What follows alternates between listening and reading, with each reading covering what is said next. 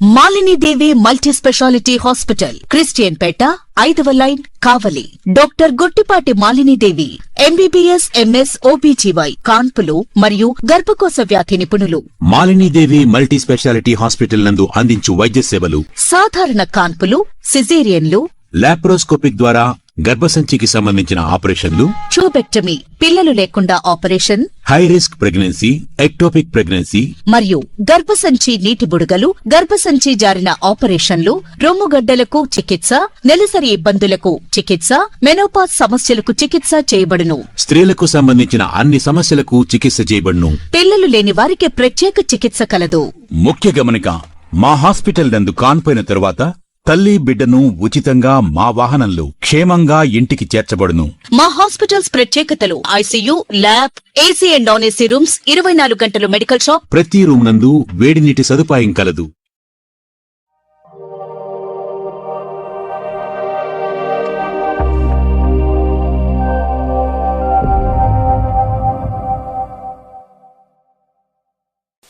Welcome to CMD news. నా పేరు కామాక్షి. ముందుగా నేటి వార్తా విశేషాలు. ఉపాధి హామీ పరిరక్షణ యాత్రలో భాగంగా నెల్లూరు జిల్లా కావలి రూరల్ ఆముదాల దిన్న గ్రామానికి ఆంధ్రప్రదేశ్ కాంగ్రెస్ పార్టీ అధ్యక్షురాలు వైఎస్ షర్మిలారెడ్డి విచ్చేస్తున్నట్లు కావలి నియోజకవర్గం కాంగ్రెస్ పార్టీ ఇన్ఛార్జ్ పొదలకూరి కళ్యాణ్ తెలిపారు. స్థానిక ఎస్ఆర్ స్పార్క్ హోటల్ నందు ఆయన మీడియా సమావేశం నిర్వహించారు. ఈ సందర్భంగా ఆయన మాట్లాడుతూ రేపు మధ్యాహ్నం 3:30 గంటలకు ఆముదాల దిన్న గ్రామానికి వస్తున్నారని తెలియజేశారు.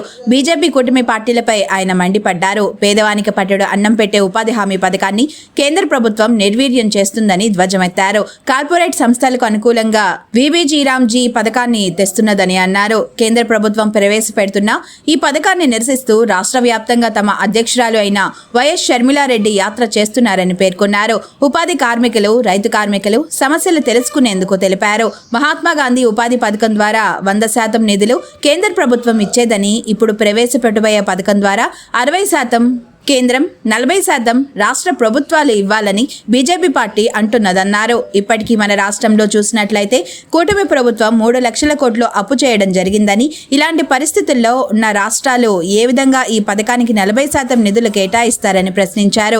వైసీపీ కూటమి ప్రభుత్వం ఈ పథకాన్ని గురించి పట్టించుకోకుండా కేంద్ర ప్రభుత్వానికి భజన చేస్తుందని అన్నారు. రాష్ట్ర ప్రభుత్వాలకు అండగా ప్రజల కోసం కాంగ్రెస్ పార్టీ పోరాటం చేస్తుందన్నారు. ఈ సమావేశంలో ఉదయగిరి నియోజకవర్గ ఇన్ఛార్జ్ అనిల్ కుమార్ రెడ్డి, బోగోలు, దగదత్తి, అల్లూరు మండలాల ఇన్ఛార్జీలు పాల్గొన్నారు.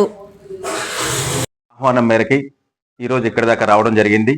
అయితే ఈ యొక్క ప్రెస్ మీట్ యొక్క ముఖ్య ఉద్దేశం ఏంటంటే, ఇవాళ భారతదేశంలో జరుగుతున్నటువంటి చాలా ముఖ్యమైనటువంటి దారుణాల్లో ఇంకొక దారుణం జరగబోతుందని కాంగ్రెస్ పార్టీ ముందుగా గుర్తించి, మా యొక్క నాయకురాలు, మా యొక్క Andhra Pradesh Congress party PCC chief అయినటువంటి షర్మిలారెడ్డి గారు ఈ యొక్క గ్రామీణ పథకం ఏదైతే ఉందో, ఈ మహాత్మా గాంధీ ఈ గ్రామీణ పథకం మనకి జనరల్ గా చాలా అద్భుతంగా ఉన్నటువంటి పథకం.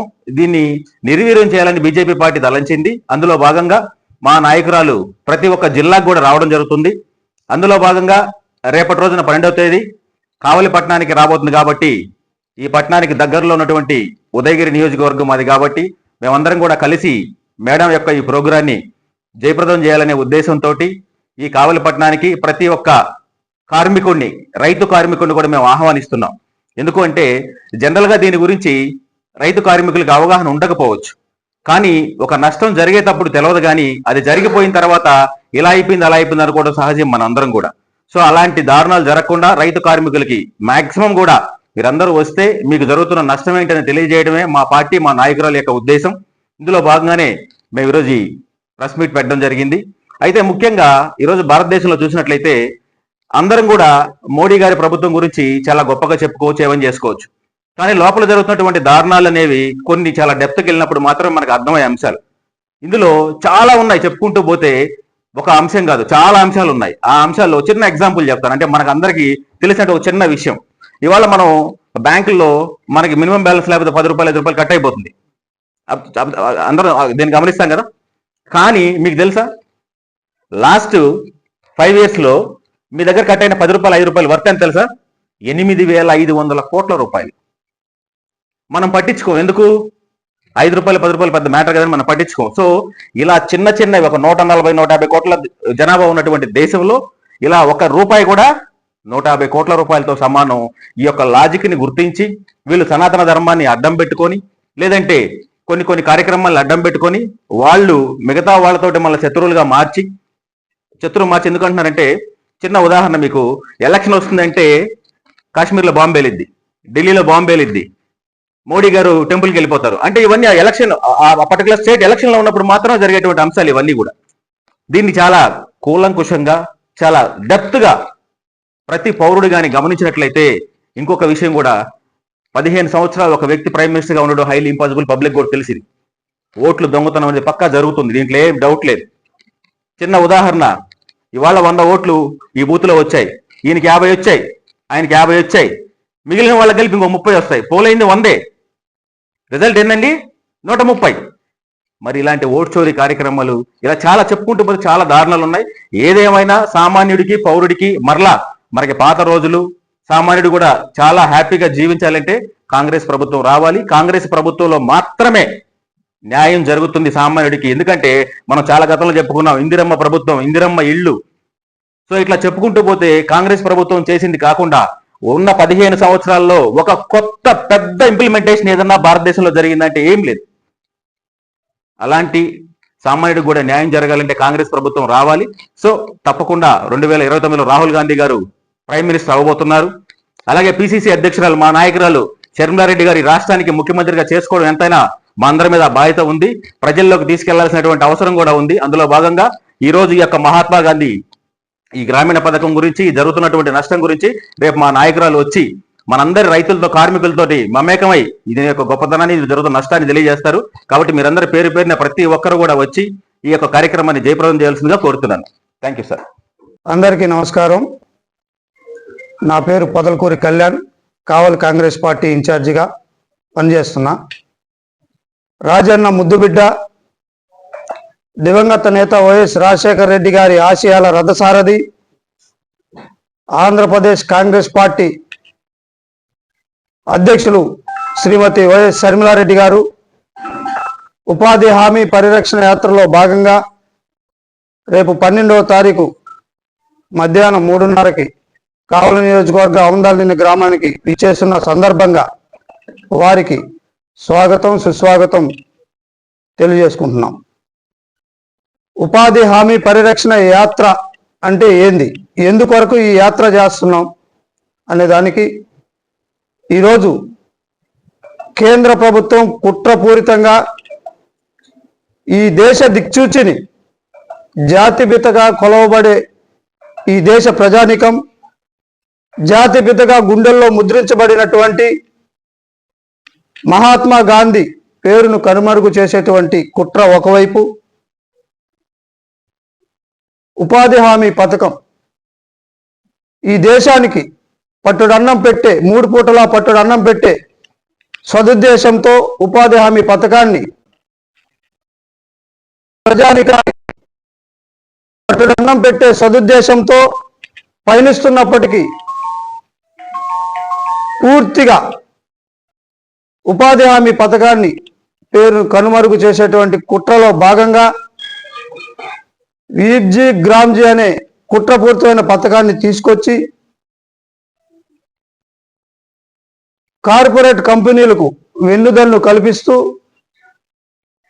కాంట్రాక్టుల దగ్గర మళ్ళీ బానిసలుగా పనిచేసేటువంటి స్థితిని సృష్టించే విధానంలో భాగంగానే ఈరోజు దయనీయమైన, దుర్మార్గమైన పరిస్థితిని సృష్టించి ఈ వీబ్జీ గ్రామ్జీ అనే పథకాన్ని తీసుకురావటాన్ని నిరసిస్తూ, కేంద్ర ప్రభుత్వం యొక్క వైఖరిని నిరసిస్తూ ఈరోజు వైఎస్ షర్మిలారెడ్డి గారు రాష్ట్ర వ్యాప్తంగా ప్రభంజనం సృష్టిస్తున్నారు. అందులో భాగంగానే రేపు 12వ తారీఖు కావలి నియోజకవర్గానికి విచ్చేస్తున్నారు. విచ్చేసి ఉపాధి కార్మికులతో, రైతు కార్మికులతో మాటామంతి కలిపి వాళ్ళ బాధలను తెలుసుకునే భాగంలో ఈరోజు రేపు కావలికి విచ్చేయటం జరుగుతూ ఉంది. ఏదైతే కుట్రపూరితంగా వీబ్జీ గ్రామ్జీ పథకాన్ని సృష్టించారో దాన్ని వెంటనే రద్దు చేయాలని మన్నేర్గా పథకాన్ని యథావిధిగా కంటిన్యూ చేయాలని కాంగ్రెస్ పార్టీగా మేము ఈరోజు కేంద్ర ప్రభుత్వం అయినటువంటి బీజేపీ పార్టీని హెచ్చరిస్తా ఉన్నాం. అది లేని వేళల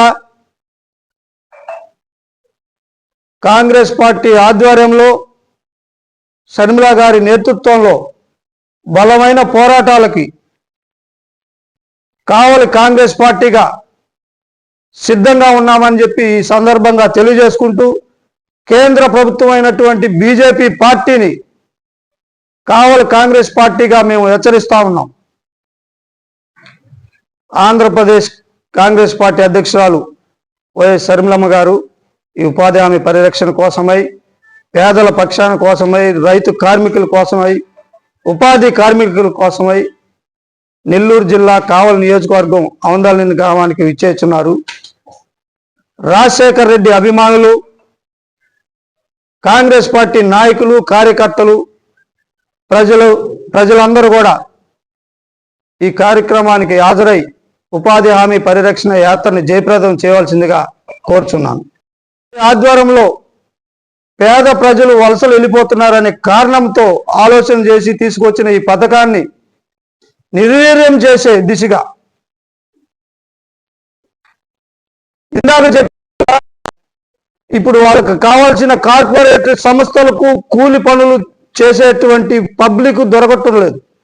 అందుకని క్రమంగా ఈ పథకాన్ని రూపుమాపడానికి ఒక కుట్రపూరితమైన ఆలోచన చేసిన బీజేపీ ప్రభుత్వం ఈ పథకాన్ని తీసుకురావటం జరిగింది. దీనివల్ల ఉపయోగాలు ఏంటంటే, ఇదివరకు మహాత్మా గాంధీ ఉపాధి పథకం అనేది 100% నిధులు కేంద్ర ప్రభుత్వం కేటాయించేది. ఇప్పుడు దానికి వీర్జీ గ్రామ్జీని నామకరణ చేసి మహాత్మా గాంధీ పేరు తీసేసి 60% కేంద్ర ప్రభుత్వం మేము నిధులు ఇస్తాం, 40% రాష్ట్రాలు ఇవ్వాలని చెప్తా ఉన్నాయి. మన రాష్ట్రంలో చూసినట్టయితే ఇప్పటికీ కూటమి ప్రభుత్వం దాదాపు 3 లక్షల కోట్లు అప్పు చేయటం జరిగింది. ఇలాంటి లో బడ్జెట్ లో ఉన్న రాష్ట్రాలు ఏ విధంగా 40% పథకానికి ఇస్తాయని చెప్పి ఈ సందర్భంగా ఈ ప్రభుత్వాలని అడుగుతా ఉన్నా. దాని అర్థం ఏంటంటే, క్రమంగా ఈ పథకాన్ని పూర్తిగా నిర్వీర్యం చేసే విధంగా ఈ కూటమి ప్రభుత్వం పోతా ఉంది, ఈ బీజేపీ ప్రభుత్వం పోతా ఉంది. మన రాష్ట్రంలో చూస్తే ఈ కూటమి ప్రభుత్వం నమ్మి రాష్ట్ర ప్రజలందరూ వీళ్ళకి అధికారం కట్టబెట్టినప్పటికీ అటు వైసీపీ కానీ ఇటు కూటమి ప్రభుత్వం కానీ ఈ పథకం గురించి కేంద్ర ప్రభుత్వం దగ్గర మాట్లాడే పరిస్థితి లేదు. ఈ బిల్లుకు పోయి చంద్రబాబు నాయుడు గారు మద్దతు ఇస్తారు, మళ్ళా వెళ్ళి మోడీ కాడ నిధులు కావాలని చెప్పి మోకరెళ్తారు. ఇలాంటి దయనీయమైన పరిస్థితిని ఈ రాష్ట్రంలో కల్పించే పరిస్థితిలో ఈరోజు ఈ రాష్ట్ర ప్రజలకు అండగా కేంద్ర ఏఐసి తీసుకున్న నిర్ణయం ప్రకారం దేశవ్యాప్తంగా మన రాష్ట్రంలో కూడా కాంగ్రెస్ పార్టీ పోరాటాలకి సిద్ధంగా తయారయ్యి ఈ ఉపాధి హామీ పరిరక్షణ యాత్రలో చేయటం జరుగుతూ ఉంది. ఈ రాష్ట్రంలో పేద ప్రజలకి ఏ పార్టీ అయినా నిలబడ్డదంటే ఈరోజు నేను సగర్వంగా చెప్తా ఉన్నా, పేద ప్రజల పక్షాన నిటారుగా నిలబడి కొట్లాడే పార్టీ ఏదైనా ఉందంటే అది కాంగ్రెస్ పార్టీ అని ఈ సందర్భంగా నేను తెలియజేసుకుంటూ, నా మిత్రుడు ఉదయగిరి కాన్స్టిట్యున్సీకి సంబంధించిన ఇన్ఛార్జి డాక్టర్ అనిల్ కుమార్ రెడ్డి గారు మీతో మాట్లాడతారు.